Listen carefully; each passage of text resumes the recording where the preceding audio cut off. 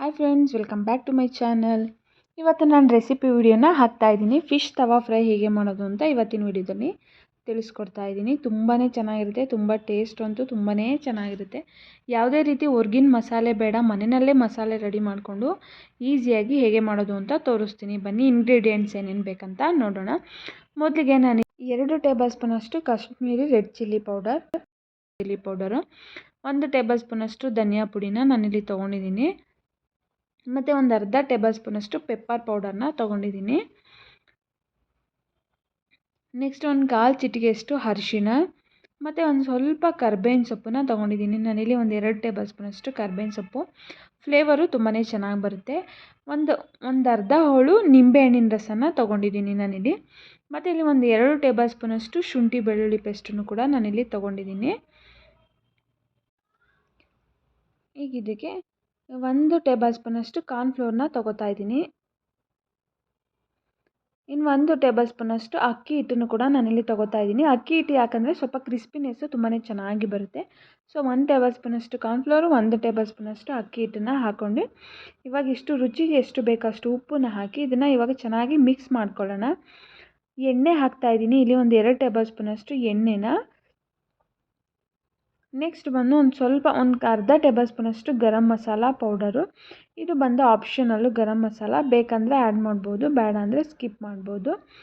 ಇವಾಗ ಇದಕ್ಕೆ ನಾನು ನೀರೇನು ಹಾಕಿಲ್ಲ, ಜಸ್ಟ್ ಹಾಗೇ ಎಣ್ಣೆ ಹಾಕಿದ್ದೀನಲ್ವಾ, ಸೊ ಹಾಗೇ ಮಿಕ್ಸ್ ಮಾಡ್ಕೊತಾ ಇದ್ದೀನಿ.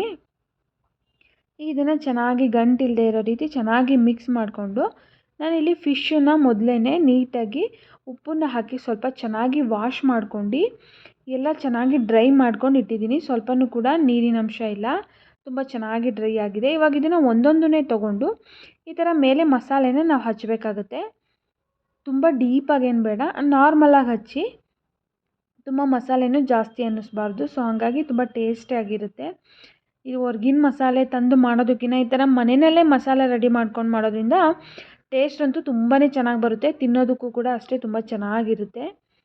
ಇದಕ್ಕೆ ಇವಾಗ 2 ಸೈಡು ಮತ್ತು ಒಳಭಾಗದಲ್ಲೆಲ್ಲ ಚೆನ್ನಾಗಿ ಮಸಾಲೆ ಹಚ್ಕೊಂಡು ಇದನ್ನು ಒಂದು ಅರ್ಧ ಗಂಟೆ ಅಥವಾ 1 ಅವರು ನೆನೆಯೋದಕ್ಕಿಡೋಣ. ಅಂದರೆ ಫ್ರಿಡ್ಜಲ್ಲಾದರೆ ಇಡ್ಬೋದು, ನೀವು ಫ್ರೀಝರಲ್ಲಿಟ್ಟರೆ ತುಂಬ ಚೆನ್ನಾಗಿ ಮಸಾಲೆ ಹಿಡಿಯುತ್ತೆ.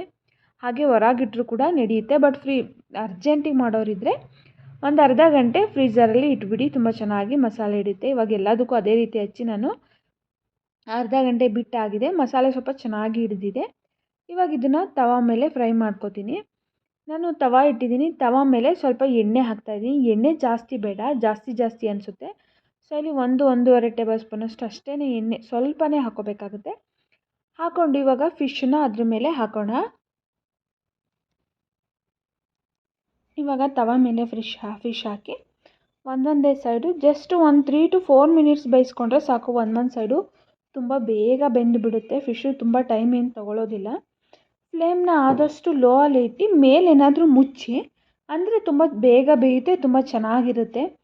ನೀವು ಓಪನಲ್ಲೇ ಇಟ್ಟು ಬೇಯಿಸ್ತೀರಾ ಅಂತಂದರೆ ಸ್ವಲ್ಪ ಟೈಮ್ ತೊಗೊಳುತ್ತೆ. ಸೊ ಅದ್ರ ಮೇಲೆ ಏನಾದರೂ ಪ್ಲೇಟ್ ಅಥವಾ ಏನಾದರೂ ಮುಚ್ಚಿ ಬೇಯಿಸಿದರೆ ತುಂಬ ಬೇಗನೆ ಬೆಂದು ಬಿಡುತ್ತೆ.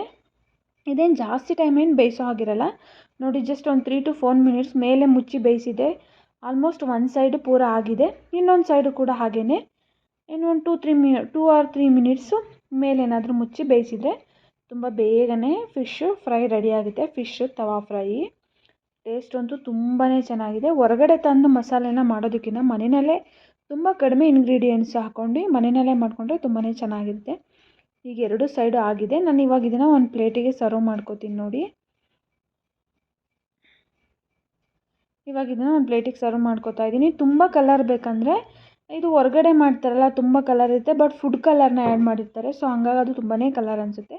ಮನೆಯಲ್ಲಿ ಈ ರೀತಿ ಮಾಡಿ ತುಂಬಾ ಚೆನ್ನಾಗಿರುತ್ತೆ. ಎಲ್ಲರಿಗೂ ಈ ರೆಸಿಪಿ ಇಷ್ಟ ಆಗಿದೆ, ಪ್ಲೀಸ್ ಒಂದು ಲೈಕ್ ಮಾಡಿ. ಹಾಗೆ ವಿಡಿಯೋನ ಕೊನೆವರೆಗೂ ನೋಡಿದ್ದಕ್ಕೆ ಎಲ್ಲರಿಗೂ ತುಂಬಾ ಥ್ಯಾಂಕ್ಸ್.